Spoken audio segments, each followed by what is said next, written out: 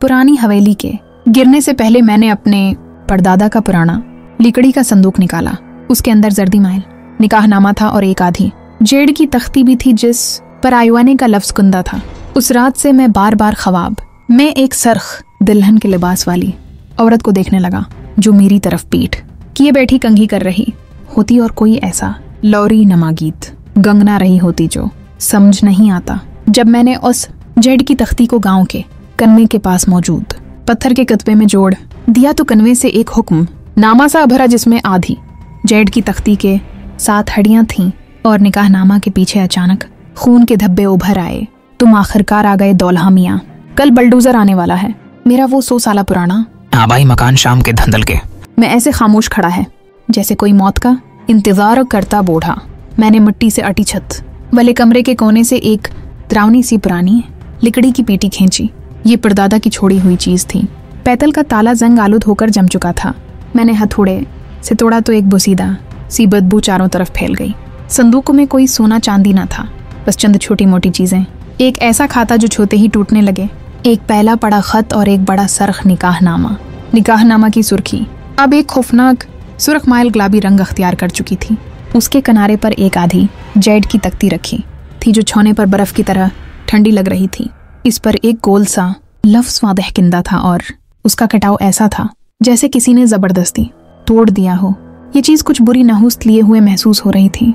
मैंने वो आधी जेड पकड़ी तो दिल में अजीब सा खौफ उठा।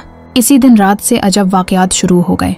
मैं ख्वाब में एक औरत को देखने लगा जो सरख दुल्हन के लिबास में थी। वो मेरी तरफ पीठ किए एक धंधली सी कांसी की आईने के सामने बैठी लंबे स्याह बालों को आहिस्ता आहिस्ता कंघी कर रही थी। उसके मुंह से एक लोरी नमा पुरअसरार गीत निकल रहा था जिसके अल्फाज साफ न सुनाई देते, बस आवाज ऐसी थी जैसे हड्डियों के गोदे तक उतर जाए, दर्द भरी और गमगीन।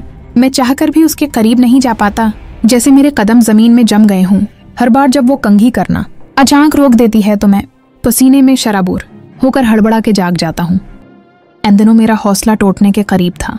इस आधी जेड की तख्ती को देखते ही एक पागल सा ख्याल दिल में जन्म लेने लगा। क्या उसकी दूसरी आधी कहीं मेरा इंतजार तो नहीं कर रही? गांव की सबसे पुरानी चीज वही कनवा था जो गांव के दरवाजे पर सदियों से बंद पड़ा था। कनवा के मना पर एक बड़ी नीली पत्थर की सल रखी थी। इस सल पर जैसे मध्यम से कुंदा निशानात थे। मैं जैसे किसी अनजानी ताकत के जेरे असर जेड की आधी तख्ती हाथ में लिए वहां पहुंच गया। बारिश के पानी ने पत्थर की एक कोने को धो डाला और एक हल्की सी खाली जगह नुमाया हुई। मैंने कानपते हाथों से वो आधी तख्ती उस जगह लगाई। हैरत अंगेज तौर पर वो बिल्कुल दर से जमी। दिल की धड़कन बेकाबू हो गई। मैंने जोर से दबाया तो कटक की साफ सी आवाज आई जैसे कोई ताला खुल गया हो। मैंने पूरी ताकत लगाकर भारी पत्थर की सुल हटाई। जैसे ही कन्वे का दहाना खुला, एक नाकाबिले बयान बदबू ने मुझे घेर लिया।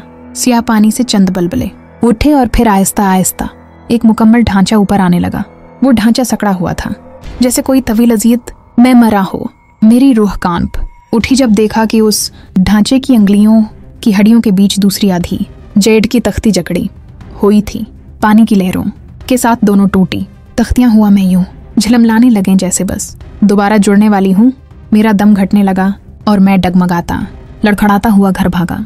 कांपते हाथों से मैंने परदादा का वो निकाह नामा दोबारा खोला।